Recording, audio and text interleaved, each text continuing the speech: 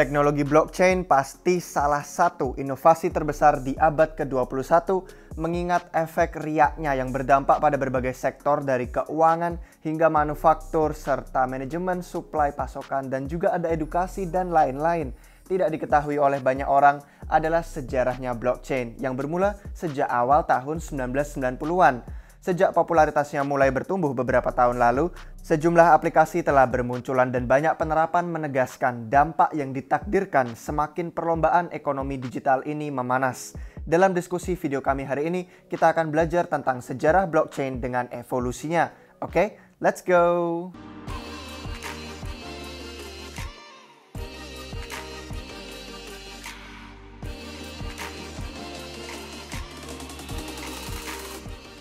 Selamat datang kembali di Republik Rupiah guys. Sedikit disclaimer bahwa tim kami adalah tim peneliti dan investor. Kami bukan penasehat keuangan.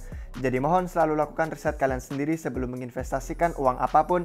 Dan mohon ambil tanggung jawab atas keuangan kalian karena konten kami hanyalah untuk edukasi. Penting untuk kalian tahu sejarahnya blockchain, terutama bagi yang antusias dan ambisius dengan blockchain ini. Jadi, untuk membantu kalian tahu sejarahnya dan paham evolusinya blockchain, kami akan memberi kalian panduan terkait asal mulanya teknologi ini. Tahun 1991 sampai 2008, ini adalah tahun-tahun awal teknologi blockchain. Ide di balik teknologi blockchain digambarkan sangat awal sejauh tahun 1991, waktu ada ilmuwan peneliti Stuart Haber dan W. Scott Stonetta memperkenalkan solusi komputasi yang praktis untuk memberi cap waktu dokumen-dokumen digital. Jadi, data waktunya tidak bisa diubah atau dikorupsi. Karya pertama mereka adalah mengerjakan suatu rantai blok atau blockchain dalam bahasa Inggrisnya yang aman secara kriptografis. Jadi ini untuk menyimpan dokumen-dokumen yang ada cap waktunya tadi. Tahun 1992, mereka meningkatkan sistemnya untuk menggabungkan pohon Merkle. Ini namanya pohon Merkle yang membuat efisiensi lebih maju.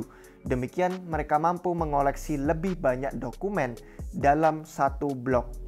Namun, teknologi ini berakhir tidak digunakan dan patennya kedaluarsa tahun 2004, yaitu 4 tahun sebelum kelahiran Bitcoin. Di tahun 2004, ilmuwan komputer dan aktivis kriptografi Hal Finney memperkenalkan sebuah sistem bernama RPOW, yaitu Reusable Proof of Work. RPOW inilah yang bisa dipandang sebagai prototipe dasar dan suatu langkah awal yang signifikan dalam sejarah cryptocurrency. Tahun 2008 sampai 2013, Blockchain 1.0 kemunculan Bitcoin. Pada akhir tahun 2008, sebuah white paper memperkenalkan sistem uang elektronik peer-to-peer yang desentral bernama Bitcoin. Ini dikirim white papernya kepada sebuah daftar surat kriptografi oleh seorang atau sekelompok orang yang pakai nama samaran Satoshi Nakamoto. Bitcoin didasarkan pada algoritma Proof of Work, tetapi tidak menggunakan fungsi komputasi RPOW yang tadi kami sebutkan di awal. Melainkan, Bitcoin dilindungi oleh protokol peer-to-peer yang desentral untuk melacak dan memverifikasi transaksi. Singkatnya, hadiah Bitcoin bisa ditambang menggunakan mekanisme Proof of Work oleh penambang individu, dan kemudian diverifikasi transaksinya oleh node komputer desentral yang ada di jaringan. Tanggal 3 Januari 2009, Bitcoin muncul ke permukaan saat blok Bitcoin pertama ditambang oleh Satoshi Nakamoto yang menerima hadiah 50 Bitcoin. Penerima Bitcoin pertama adalah Hal Finney yang dikasih 10 Bitcoin dari Satoshi Nakamoto dalam transaksi Bitcoin pertama di dunia pada tanggal 12 Januari 2009. Kalau kalian penasaran siapa asumsi orang-orang tentang Satoshi Nakamoto ini, kalian bisa tonton video yang sudah kami buat beberapa minggu lalu. Lanjut kita maju ke tahun 2013 sampai 2015, Blockchain 2.0, pengembangan Ethereum. Di tahun 2013, Vitalik Buterin, seorang programmer dan co-founder Bitcoin Magazine, menyatakan bahwa Bitcoin butuh bahasa script untuk membangun aplikasi desentral. Gagal menerima persetujuan dalam komunitas, Vitalik memulai pengembangan platform komputasi terdistribusi berbasis blockchain yang baru, Ethereum namanya. Ethereum menonjolkan kegunaan penulisan skrip yang disebut smart contract. Buterin membedakan Ethereum dari blockchain Bitcoin dengan mengaktifkan fungsi yang bikin orang bisa mencatat aset-aset lain seperti slogan dan kontrak dunia nyata. Fitur baru ini memperluas kegunaan Ethereum dari sekadar mata uang kripto menjadi sebuah platform untuk mengembangkan aplikasi desentral juga. Secara resmi diluncurkan pada tahun 2015, blockchain Ethereum telah berevolusi menjadi salah satu penerapan teknologi blockchain terbesar, mengingat kemampuannya untuk mendukung kontrak-kontrak cerdas yang bisa dipakai untuk menjalankan berbagai fungsi. Platform blockchain Ethereum juga telah berhasil mengumpulkan komunitas developer yang aktif yang membuatnya sukses mendirikan sebuah ekosistem sejati.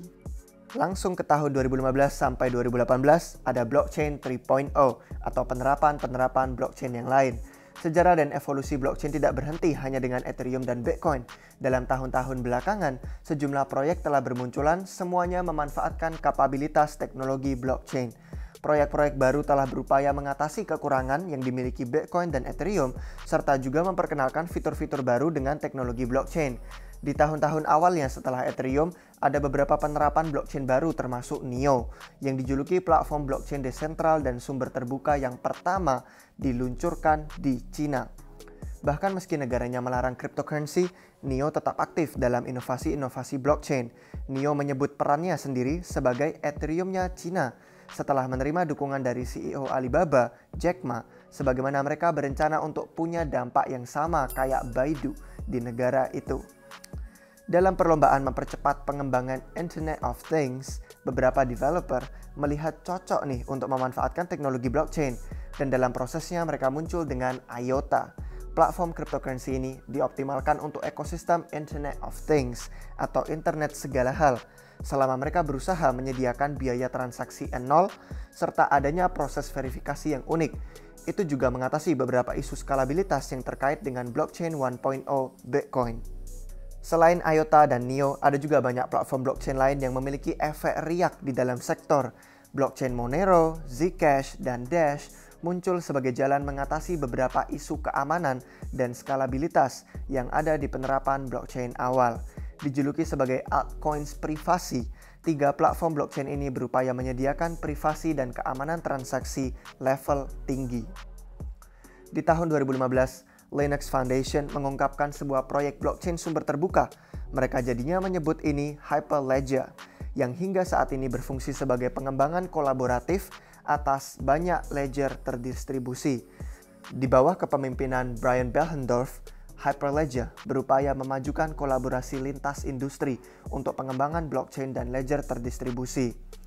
Perusahaan privat EOS, Block One, juga muncul nih pada tahun 2017 dengan menerbitkan white paper yang berisi detail protokol blockchain baru yang ditenagai oleh EOS sebagai mata uang kripto aslinya. Tidak seperti protokol blockchain lain, EOS berusaha meniru atribut komputer beneran, termasuk CPU dan GPU. Untuk alasan itulah EOS.io merangkap ganda nih sebagai platform smart contract dan juga sebagai sistem operasi desentral. Tujuan utamanya adalah untuk mendorong penyebaran aplikasi desentral melalui perusahaan desentral yang otonom. Sejarah blockchain barusan melibatkan jaringan-jaringan blockchain publik, di mana orang siapapun bisa mengakses isi konten di dalam jaringan. Namun, dengan evolusi teknologi ini, sejumlah perusahaan mulai mengadopsi teknologi secara internal sebagai jalan untuk meningkatkan operasi yang efisien. Banyak lagi blockchain persaingan yang lain, teknologi proyek-proyek seperti smart contract yang bermunculan akhir-akhir ini juga. Jadi kalian bisa lihat banyak dari proyek tersebut yang sudah kami bahas. Ulasannya dari yang paling dasar sampai proyek-proyek tertentu yang bahkan cukup rumit dan susah dipahami. Silakan kalian scroll aja ke semua video yang kamu punya di channel ini dan juga kalian bisa cek playlistnya untuk topik-topik tertentu. Ada banyak sekali kalau kalian ingin lebih mendalami. Sekarang kalau kita maju ke tahun 2020, blockchain dan masa depannya. Masa depan teknologi blockchain tampak cerah, sebagian karena cara investasi para pemerintah dan perusahaan semakin mereka ingin memacu inovasi dan penerapan aplikasi. Semakin bertambah jelas saja guys jadinya bahwa suatu hari nanti teknologi blockchain akan mendasari kehidupan manusia dimanapun mereka berada. Para pendukungnya menduga teknologi ini akan membantu otomasi sebagian besar tugas yang ditangani profesional di semua sektor dunia. Teknologi ini sudah menemukan kegunaan hebat dalam sektor manajemen pasokan contohnya, serta juga ada dalam bisnis komputasi cloud. Teknologi ini juga sepatutnya merambah ke dalam hal-hal yang dasar sekalipun, seperti mesin pencari internet di masa depan.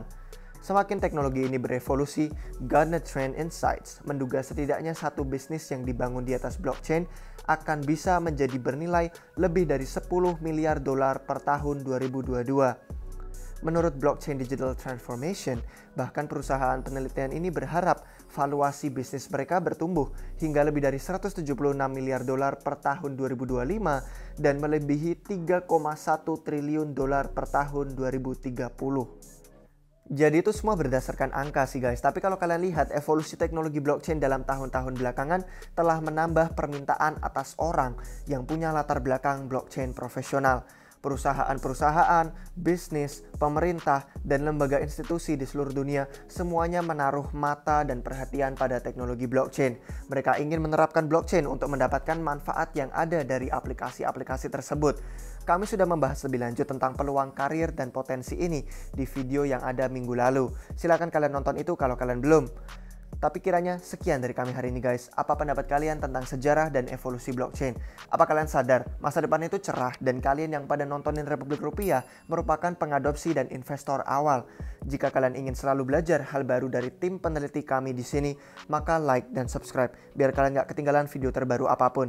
Juga follow semua akun media sosial kami dan jangan lupa bergabung ke server Discord.